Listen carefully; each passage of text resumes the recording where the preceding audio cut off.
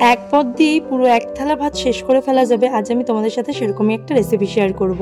তার জন্য লাগছে কিছুটা কাঁচা পেঁয়াজ, যেগুলোকে আমি কেটে নিয়েছিলাম কুচি কুচি করে, আর লাগছে একটা মতন গোটা রসুন যেটা ছুলে নিয়েছি, কিছুটা চিংড়ি মাছের মাথা আর কাঁচা লঙ্কা। চিংড়ি মাছের মাথা একটু কম ছিল বলে আমি 4-5টা চিংড়ি মাছও দিয়ে দিয়েছিলাম। এদিকে গ্যাসে একটা কড়াই বসিয়ে দিয়েছি সামান্য একটু সর্ষের তেল, তার মধ্যে দিয়ে দেবো শুকনো লঙ্কা আর 4টে মতন কাঁচা লঙ্কা, আর পেঁয়াজ দিয়ে দিয়েছি, রসুন দিয়ে দিয়েছি চিংড়ি মাছ আর চিংড়ি মাছের মাথা দিয়ে ভালো করে আমি ভেজে নেব। এবার এর মধ্যে দিয়ে দেবো পরিমাণ মতন হলুদ, লবণ, মিষ্টি। তোমরা যদি এটা একটু ঝাল ঝাল খেতে চাও তবে একটু লঙ্কা বেশি দেবে, আর একটু মিষ্টি মিষ্টি খেতে চাইলে একটু মিষ্টি পরিমাণটা বেশি দেবে। ব্যাস ভালো করে ভেজে নিয়ে একটু নামিয়ে ফেলবো। এদিকে একটা মিক্সিং জারের মধ্যে আমি ওই সম্পূর্ণ ভেজে রাখা জিনিসটা দিয়ে দেবো, দিয়ে ভালো করে বেটে নেব।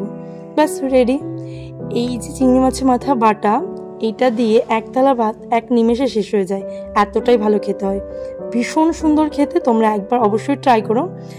আর আজকে ভিডিওটা যদি ভালো লাগে তবে অবশ্যই একটা লাইক, কমেন্ট, শেয়ার করো, আর এইভাবেই পাশে থেকো। দেখা হচ্ছে নেক্সট ভিডিওতে।